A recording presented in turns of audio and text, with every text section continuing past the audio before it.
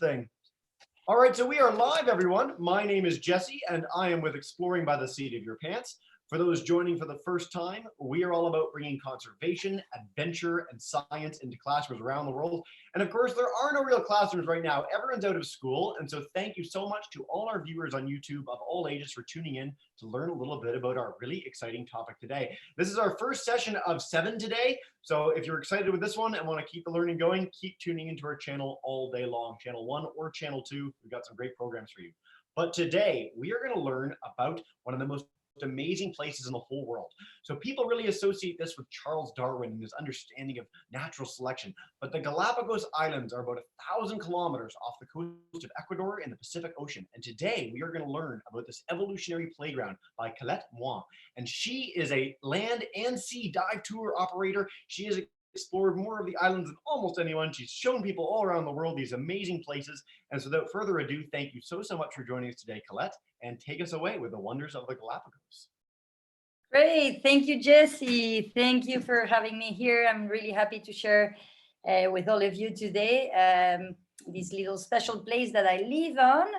I've lived here for many years, and I've been a naturalist on land and also on dive tours, taking people all around the islands. And I'm really excited today to actually share this information with you from, obviously, inside of our office, because we are in the same situation as many of you. We are on lockdown. So here are some of the pictures of the Galapagos, but let's get going.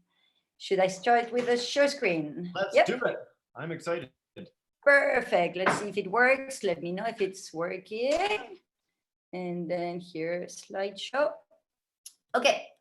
So everybody, so first a little bit of me. Well, just as I mentioned, yes, Jesse? Perfect. Nope, you're good. It fills the whole screen. So just as I mentioned, my family is French. I was born in France. My French little accent cannot be lying there, but I moved to Ecuador and I was a baby. And I moved to Galapagos when I was about 15 years old. So I actually never really finished school or have any university degrees. Everything that I've learned is out here on the field by translating for French-speaking groups, and just had a passion. I knew from when I was a baby, from when I first came to the Galapagos, that I wanted to become a Galapagos guide. That was maybe while I was 12 or 13, something like that. And then I got there and I did just everything that I needed to, so I could do realize my dream. Okay, so I moved here, I worked here, I became a dive master when I was 18 years old. I finally was able to join the guides course at 21 after getting my English degrees and all the things that are required. And now it's been over 20 years that I am working as a naturalist on the islands, part-time, because now I also have to take care of these two boys that are 6 and 9, but that are also very much in love with the nature around here. So this is Nicola, that actually would love to do the same, but he wants to do it in Spanish, so he hasn't done his English yet. Anyways, let's get back to Galapagos and let's start here. So, well, I'm sure a lot of you may be wondering, where are the Galapagos? If you look at the map, well, you can see that there is this equator, okay, right in the middle, and you can see the big arrow I have placed there to have a closer look. We are located on the west coast of South America, on the equator, right about 600 miles away from Ecuador. Okay, so if you take a closer look, then this would be our group of islands. The islands are pretty cool and pretty unique in the way that they are actually oceanic islands. Oceanic islands are really the opposite as continental islands, because they'll be all islands that will pop up in the middle of nowhere. So there is only water around it, and so there is basically no forms of life whatsoever on it. It will be just lava. So these are volcanic islands, big volcanoes that emerge like this. Take a look at this. This is a way to get a rough idea. I'm sure a lot of you are familiar with Hawaii. Well, Galapagos is very similar in that way. We are on what we call a hotspot, meaning that we have a chain of volcanoes that is emerging from below the ocean and that is just slowly drifting eastwards towards the mainland. okay? And so you'll have a series of islands that will form. The island in itself is really the tip of this huge volcano. As you can see, this is a really cool map that I enjoy with a 3D seafloor that is around it. You can see that the deep blue is actually the super deep waters. This is about 3,000 meters. That would be roughly about 10,000 feet deep.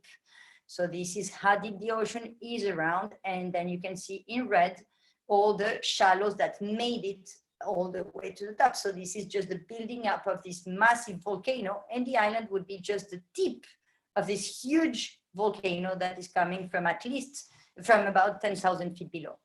The island that we have with the highest elevation is 5,000 feet. So that means that actually we have a volcano that is 15,000 feet high. It's pretty, okay. And the red also shows you how actually the island is moving in an eastward direction. As you can see, there's shallows. If you take a look on the left, you'll see a drop off with the wall of Isabella, the big island, going straight down to 3,000 feet. So because we have this seafloor like this, then we have a unique setting of currents that come around here as well. If we take a closer look at the whole Pacific, then you can take a look at this map.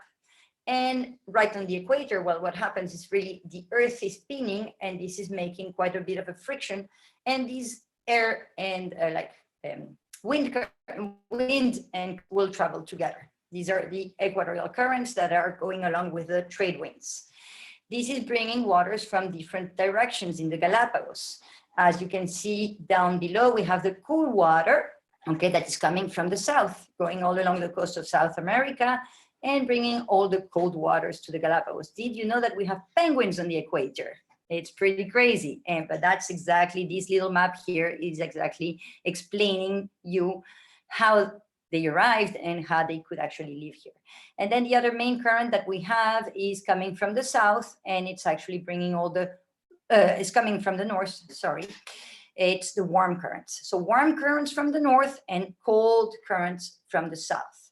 They all meet at this amazing a group of islands that we have because they suddenly hit those walls that we could see on the 3D map. No?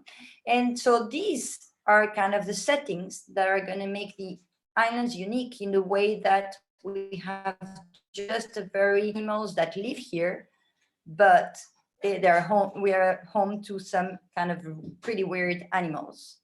I'm sure not many of you are familiar with the blue-footed boobies. Blue-footed boobies are actually not an endemic bird of the Galapagos. We find them in other places, but this is one of the largest gatherings, and obviously the blue feet are striking.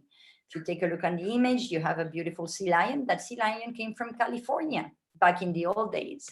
This is quite a few million years ago.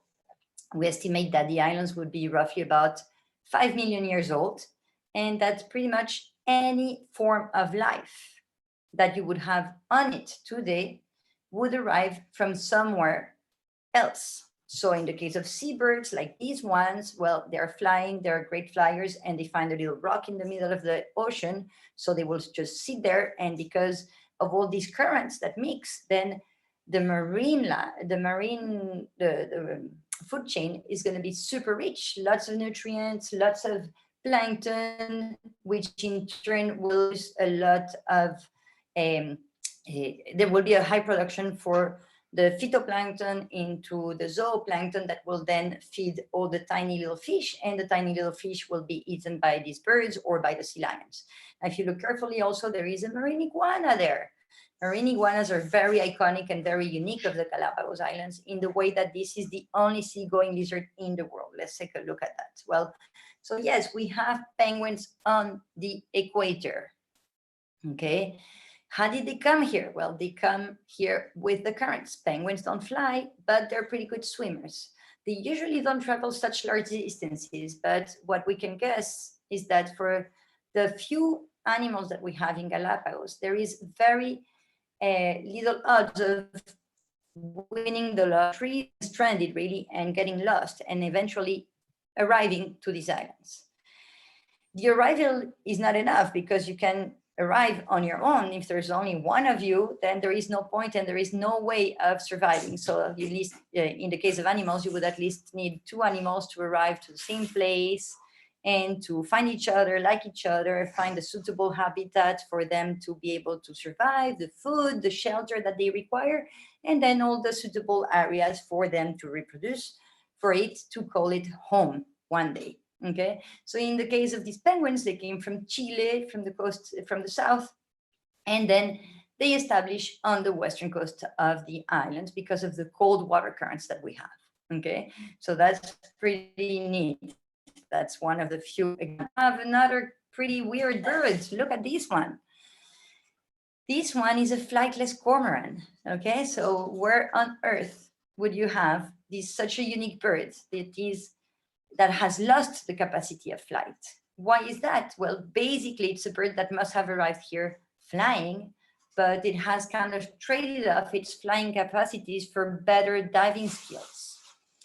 They are some of the largest cormorants that we have in the world, with super wide legs. So they're super good divers. They will dive down to catch octopus and eels. So they're really cool. And why would these, back in time, instead of evolution, we're looking at the process returning, is because probably the lack of predators. The lack of predators in the ways that usually the predators on these kind of places would be mammals. All the carnivores, lion, jaguars, foxes, wolves, all those are usually the ones that are eating all other animals. Those animals are mammals, and they were not really able to get to the Galapagos Islands because of the isolation. Remember, we are 600 on the mainland. So basically, for any currents or any animals to arrive here, they either have to swim or fly. But if you're a land animal, you can't really make it. Okay. So in the case of the land, let's take a look at these ones. How did we get these giant tortoises to arrive here first? Okay. These are pretty cool. I had to put the picture with me next to them so you can really understand and see how big they've got. Okay. But these are land animals. So it's like, how can they arrive on an island in the middle of the Pacific? Well, these are all against the odds, but you would think that it would be like, for example, any storm that you would have on the mainland, on the continent. You would have a storm, and then maybe some trees will fall off into a river. Any animals that may be also in that storm will try to grab anything they can and to get onto anything they can to survive. But maybe that river is going to take that log down to the ocean, and then we would estimate roughly about 2 weeks of drifting to get to the Galapagos Islands. And 2 weeks out in the tropical sun, under the equator that is burning 12 hours a day of burning sun, no fresh water, there is not many chances that many of us would survive. Us humans, pretty much impossible. Pretty much mammals, it would be just impossible. We require fresh water. We cannot tolerate the sun on our skin for much time unless we get completely fried or sunburned. And that's the case of most mammals. But the very few that would be likely to survive would have been reptiles. Why is that? Because reptiles have these harsh skin that are like scales. So the water, salt water, couldn't care less. Sun, no problem. And reptiles also have adapted for really long times, really long periods without eating or drinking anything. So, you're familiar, eggs going for like 3 months and plus time without eating anything. And so this is the case that applies to most of the reptiles. So if we are looking at our land animals, we're looking mostly at reptiles that are the few odd ones that made it. Now take a look at these 2 pictures. These are 2 tortoises from 2 different islands. Can you see any of the difference? If you look at the front of the shell, you will see a big difference. The one on the left is what we call a saddleback. And the one that is with me on the right is a dome-shaped tortoise. So this is quite amazing because where there is isolation. each island has a different ecosystem, different temperatures, different levels of sun, different levels of vegetation available, different amount of food available on the islands. So then obviously this is why this became such a famous place, thanks to Darwin coming here and coming up with the theory of evolution. And if you get the chance to visit on your own, then you will see these differences by yourself as you go to every single different island, and you'll see totally different animals, even though they're just a few miles apart. Okay, so for example, the one on the left has adapted with a long neck, longer limbs, and the fact that the shape of the shell is higher allows them to reach for higher vegetation, so for a wider range of food in the smaller, drier islands where there is not much more than cactus that also has grown depending on the prey. So it's a prey and predator evolution, two species evolving together. The one on the right, you can see that is right in a very green and lush environment. These are on the bigger islands. The bigger islands have higher elevation, so there is a little bit of condensation and we have a lot more vegetation growing on it. So then the tortoises find their food available right on the floor, and they would have become our grazers, the herbivores. Very few got here, so then there was so much food available that they spread out to such numbers that we estimated the population of tortoises to be well over 200,000 individuals back in the old days, before humans would arrive. Okay. One more. Iguanas. Look at these crazy iguanas here. Look at these. These are seagoing lizards, ugly ones. According to Darwin and to everybody, I mean, they were the stinkiest, the most disgusting looking animals. I think they're right, because when I walk around these lava fields that are completely covered with iguanas, it stinks like hell, and they really don't look very pretty. But they have adapted to this environment here, and this is the only seagoing lizard in the world. This is a vegetarian iguana that has adapted to this super hot environment. So it's black, and not to blend in and not to hide, it's to capture the heat. And then when it's nice and warm, it will go into the water and it will dive down underneath the surface and it will start grazing on algae and seaweed to feed on it. And then later on, it will come back and just bask in the sun to be able to digest the food. So these are some of the few animals that we have here, Jesse, and it's pretty cool. We have some unique birds, many unique seabirds also, because we have birds with blue feet. That's the blue-footed boobies. We have 3 species of boobies: blue-footed boobies, red-footed boobies, Nazca boobies. We have frigate birds, we have albatross, we have gulls, and so many of these animals are either endemic or native. Native, that it's arrived naturally to the islands, but they have found a way to just stay there. The endemic ones are usually the more the land animals, because once they arrive here, they become isolated. They cannot go away or mix with other individuals, and then they become quite unique species. Endemic means unique, that you can only find in one specific place of the world, okay? And for all the native ones, well, these would be great places because we have huge populations.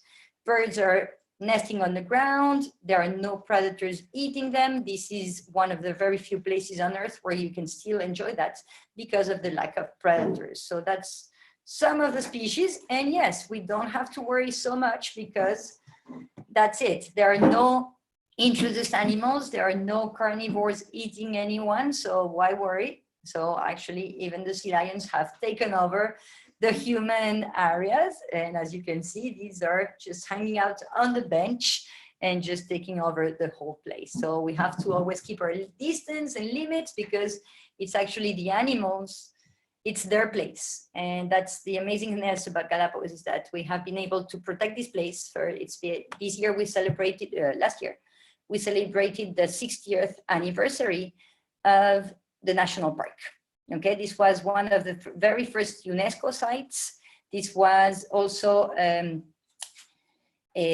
1959, so this was declared the national park. And this 1959 is 100 years after the publication of Charles Darwin, a very famous book, The Theory of Evolution, that brought the Galapagos to the world, or maybe the opposite, I don't really know. But anyway, at least thanks to his work, yeah, a lot of people now are interested in visiting this unique place because this is the living laboratory of evolution, and it's pretty cool. Yeah, just see anything. No, that was amazing. Thank you so much for that tour, Colette. Now, I know you did a dive video ahead of time that you were thinking about sharing. If you'd like to share a little bit of that, we've got a little bit more time before we can dive into questions, if that's okay. Perfect. Let's try. I was struggling with the audio, so I'm hoping that. Just a second. If you have any questions, pop them up in the meantime. Actually, so while you're getting that ready, I'll just mention to all our people tuning in on YouTube, if you have questions, please type them in the chat bar. Let me know where you're joining from. We've got a few people doing that already. But get those questions ready, and we'll be excited to share them when we're done the video. All right, here we are. I am having a little bit of trouble getting the volume off. Don't worry about the volume. Then we can play it with volume on and just see a little bit of it for a couple minutes. That works. Yeah, that's perfect for me. If it's okay with you. Perfect. I will turn my volume off otherwise if it's. No, it's all good. This is great. Love to hear it. See what's going on. Oh, no, it's.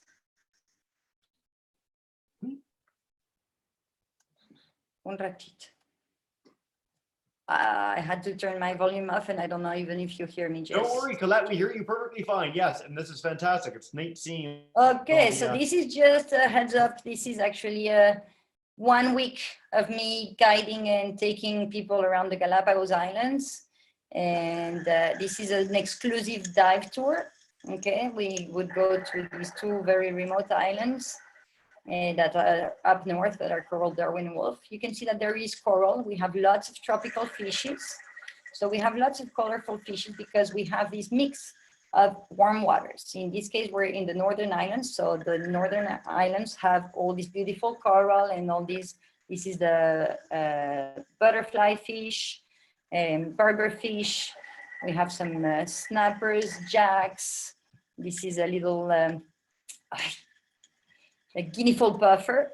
These are the two different colors that they will go through. Moorish idols. These are all fish that if you have been swimming in the Caribbean seas, you would recognize. We have big morays everywhere. This is the fine spotted moray. Lobsters are pretty common all over the place. Another kind of puffer fish here. These are garden eels. They're pretty cool to watch. They will be on the bottom.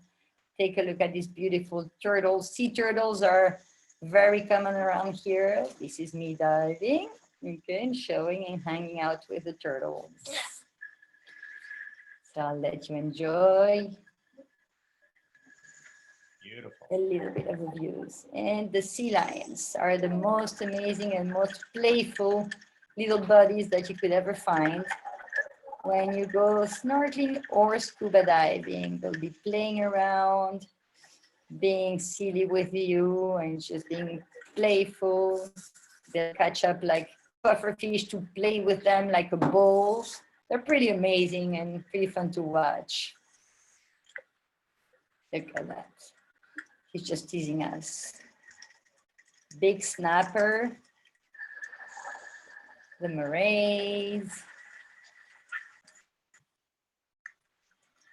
Which one was this?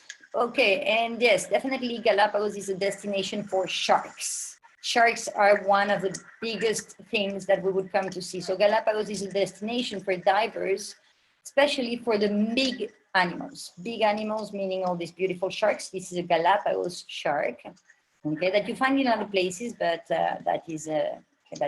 was named first here. This is a spotted eagle ray. Spotted eagle rays also will be quite common around here. So it's all the big wildlife. We're not coming here to dive in the Galapagos for small macrofish or the colorful reefs. It's more all about the big animals, and especially the sharks. Look at that. There will be so many of them. But this is also meaning that it's a super healthy environment, because sharks are the top of the on the food chain in the marine ecosystem. So if you can see so many sharks there, that means that our oceans are super healthy around. And we need to protect them, because there was a lot of challenge a few years ago with illegal shark fishing, and lots of, the shark fishing, it was just only for the fins, and they would throw the body away. Dolphins will come around, as will come right in the middle of your dive. Hello, these are the bottlenose dolphins. They're pretty amazing to watch and share. And I think that's pretty much the end of my very short little video to give you an idea of the underwater wildlife. Fantastic, Colette. And this is the Darwin's Arch. Yep. Wow. I will stop share, I guess. Turn up my volume. And here we are. Well, we really appreciate you tuning in. And hello to you too, there beside you. So yes, let's dive in with questions, Colette. First, I wanted to just ask a query. So you've been all these places around the Galapagos. Do you have a favorite place to go? Okay, that's the classic question. And I don't have a favorite place to go, because they all add up. All the islands have something different. Every single island, like even if you go on 2 weeks cruise around the islands, every single day you're gonna find something totally different. So for me, the Galapagos is my ideal place, because it's the mixture of all these. I cannot choose one place. If it's for diving, obviously I will choose the place I just showed you, because these are the 2 northernmost islands. They're not even in the map, in most of the maps. I need to go back to maybe screen share to show you the map of the Galapagos, and there are these 2 little islands that are like way up north. So those ones, the Darwin and Wolf, they're very isolated. It takes about 18 hours navigation to get there. So they're really remote, and that's one of my favorite places in the world, because I love diving. Take a look, the 2 little islets up here. Darwin and Wolf, very remote and very far away. Cool. All right. Thanks, Colette. So we got a question from Miss Furnival and her 2 kids in Guelph, Ontario, and they wanted to know, why does the blue-footed booby have blue feet? What is that adaptation for? Do you know? So this was a big mystery, and the only answer to this is why not? But exactly the reason and the specification for why is it that specific color is back to sexual selection. It's probably a random mutation that first happened in one first individual, and maybe the females happened to like that guy a little bit better because he was different from the others, and then he got to mate with other partners, and then this became like a gene that was sent out to the following generations. So that's how it kind of ended up. And the really cool thing is that you definitely know that it's a super important trait in them, because when it's time for the courtship, they will do this amazing dance of showing each nice blue feet, lifting their feet up and showing their blue feet. And there has been studies that show proof that the deeper the color of the feet are, then the more chances they will have of getting a proper mate, because it seems now, the latest studies is that it's closely related to the amount of food available, how good and how efficient that specific bird is at catching fish. So the darker the feet are, he will be a better provider. So then the mates will choose, and they will sexually, the sexual selection, and they will choose that specific mate because they will provide, there will be more chances that will provide for the offsprings. Fantastic. I don't think we've ever actually covered that in one of our sessions. And so basically, if you see a bird with some sort of cool color or feature, it's because ladies found him very attractive at some point along the line. And then fantastic. I'm so glad we got that in.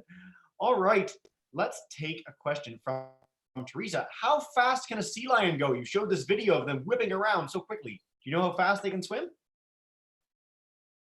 I wouldn't know numbers. I just know that they can go pretty fast. With lots of times people will confuse them with dolphins purposing, because once they go even faster, they try to jump out and reach out to go even faster. But I don't know the numbers exactly, like what is the speed rate of a sea lion? I don't know. I know they can go pretty fast, and they can cover also long distances because you find them all over the islands. So sometimes they go up to Darwin and Wolf to go on fishing trips, and then they will come back to the Central Islands where they have their colonies and things like that. So they're covering, I mean, they're really adapted to the ocean environment. So yeah, numbers, I don't know. I will try and find that out while we're answering the next question. Yeah. All right, Gail wants to know, do you see tourism being limited in the Galapagos in the future because it's such a fragile and unique ecosystem? So tourism is already very limited. How we do this is that one of the few ways to actually really visit the islands is on a liveaboard boat. These are small boats, so we are restricting already. Only the boats that are registered in the Galapagos are authorized to go around the islands.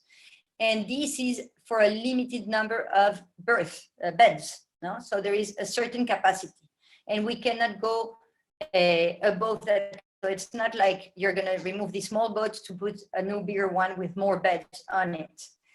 Tourism has increased so much in the last years. Why is that? Is because instead of coming for longer time, people are coming for shorter times. So instead of spending 8 days here, they may end up spending like 3-4 days.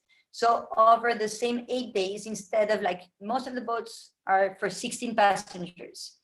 But if you have these 16 passengers flying out that after 3 days, and then you have 16 more that are coming, it seems like the numbers are increasing, but at least on the islands themselves, they still have the same number of people visiting.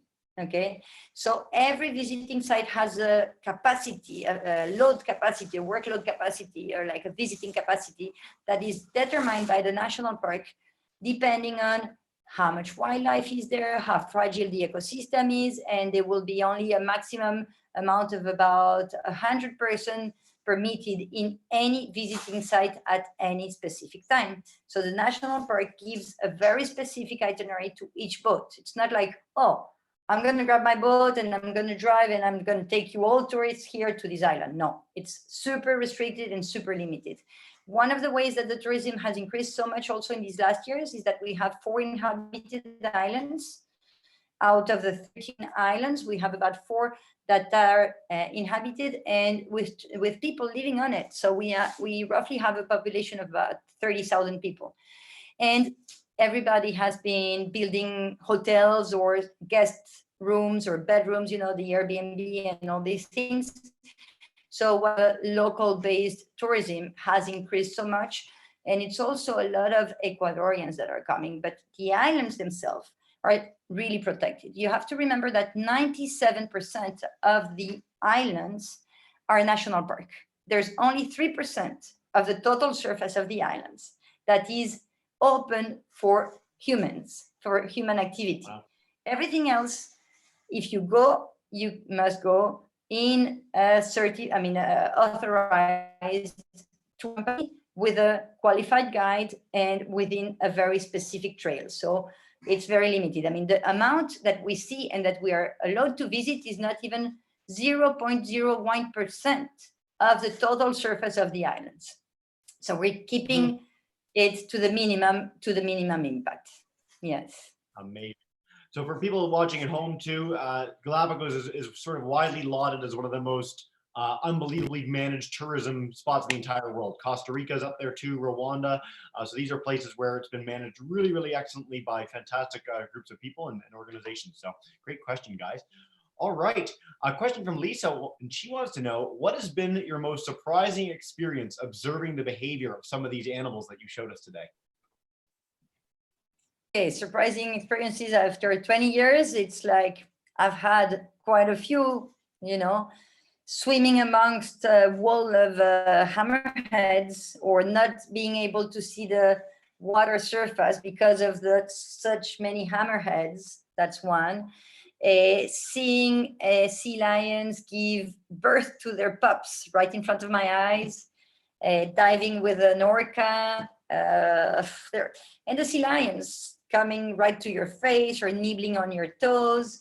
There's amazing moments everywhere. It's pretty much amazing because it's like, even though I have been here for 20 years, I still know it. And watching all these animals in their natural habitat, or sea lions pulling the iguanas by the tail. The iguanas are coming back and swimming back to shore, and the sea lions are so playful that they will pull them back into the water by the tail and just want to try and play with them. So there's just too many funny moments. A sea lion puffing, getting one of these puffer fishes and forcing it to blow up, so it would be his little ball to play with. I mean, that's pretty crazy. Yeah, so there is lots of crazy moments that have been there. Yeah. Just two other resources I want to share with people watching at home.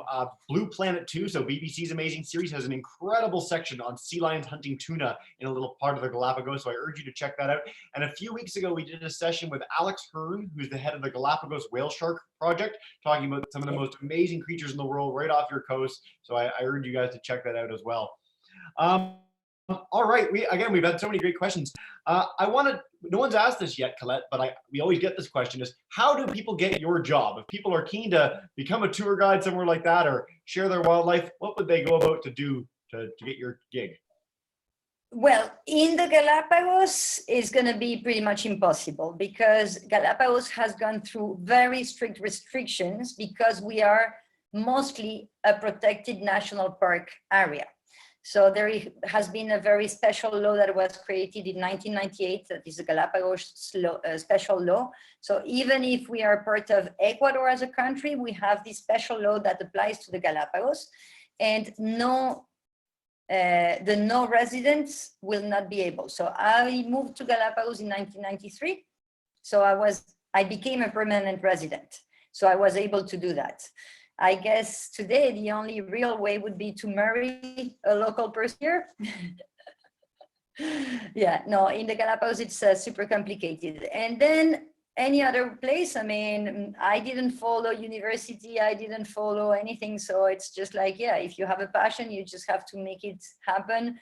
In my case, I didn't know English, so I went and spent some time in the US to learn English. Then I didn't even have a high college degree, like bachelor degree. So I did a general education diploma in the States while learning English. So there are always ways. What you have to remember is that there is no classic route. Obviously, you can stay in school and go for the university. But if you have a passion, I'm sure that you will find ways. I mean, I was a dive master before I was 18. So I actually had to wait until my birthday to be able to send my papers and to officially get my dive master certification, because I was a minor before when I started. So there's always ways, I think. You have to just keep your dreams. Fantastic. Well, one thing I want to stress, because you made diving look so incredible, is that for anyone tuning in at home, you can get a dive license as young as 10 years old. So if you're 10, you can get on the path to becoming a diver. I just got my certification last year. It's one of the coolest things you can ever do. It's like black magic, being able to breathe underwater. Colette, this has been amazing. So thank you so much for joining us today. We really, really appreciate it. And we look forward to having you back in the future and inspiring some people to check out more on the Galapagos. My pleasure. If you want any day to go more onto specifics, like we can do geology, oceanography, evolution, any specific topics, then we can go and do a whole series, and then I will prepare these for you guys with great pleasure. Well, thank you so much. And for now, have a wonderful rest of your day, and we look very forward to seeing you again soon. Bye for now.